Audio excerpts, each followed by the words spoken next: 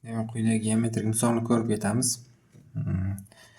ABCD 5 burchak deyapti va bu yerda 5 burchak tomon o'rtalarini tutashtirib chiqqan, ya'ni AB ning o'rtasida M nuqta olingan deyapti. Bu tomon o'rtasi,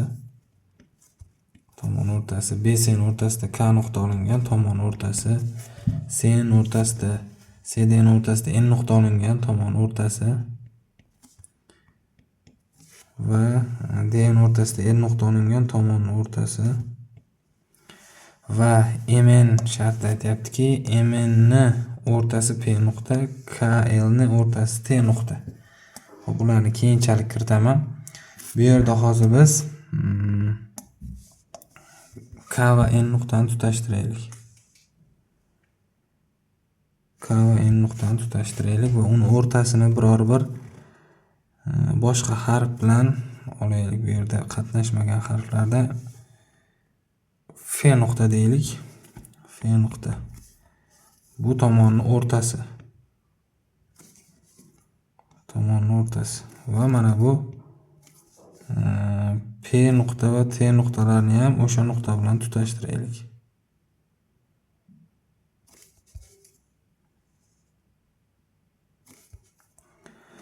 Xo'p, bu yerda endi qanday vaziyat bo'ladi? Yana bir tutashtirishlar bor. Mana bu tomonlarni tutashtiradigan bo'lsam, birin-ketin kiritib ketamiz. Bu yerda e'tibor beramiz. Mana bu PF masofa MK masofaga parallel.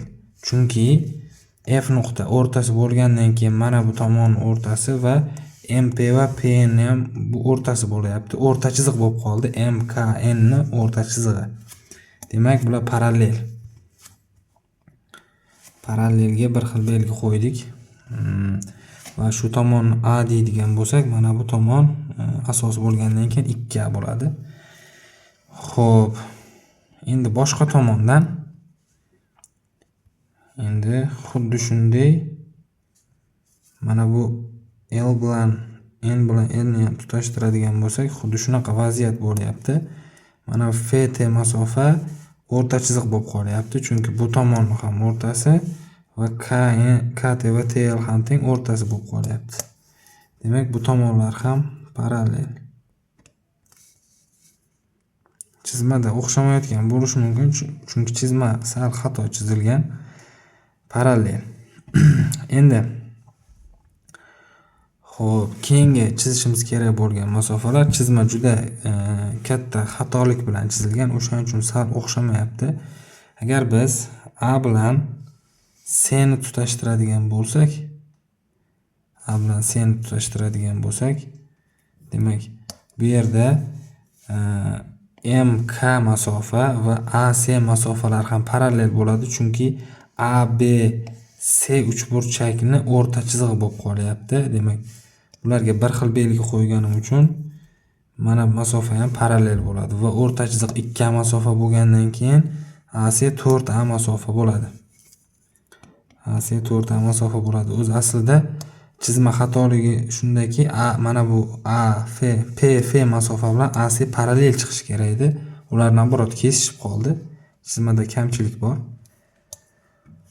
Xo'p, endi C bilan E ni tutashtiradigan bo'lsak, bu ham xuddi shu boyagi vaziyat. Demak, CED uchburchak uchun LN va EC lar parallel bo'ladi. O'rta chiziq bo'lib qoladi. Bunga ham bir xil belgi.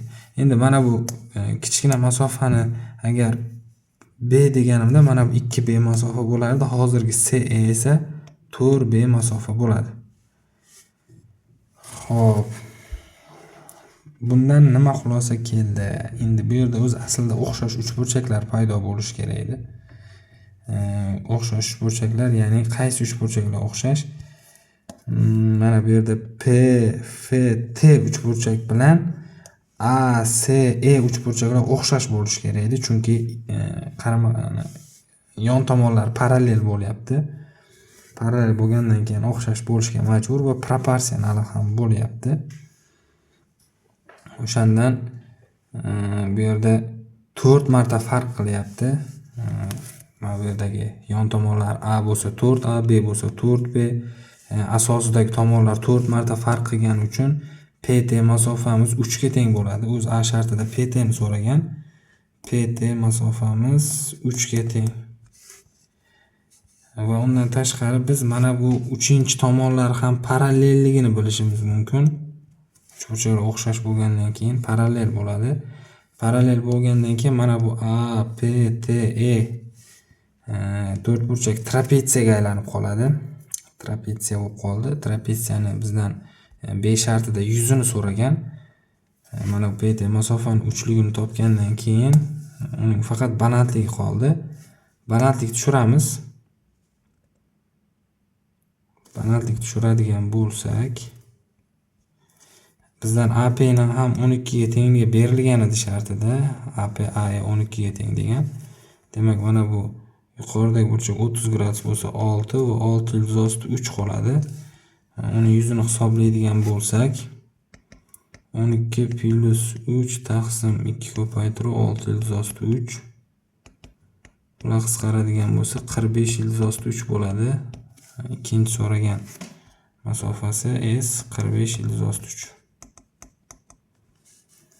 Xo'p, mana bu PTlar kerak emas bizga.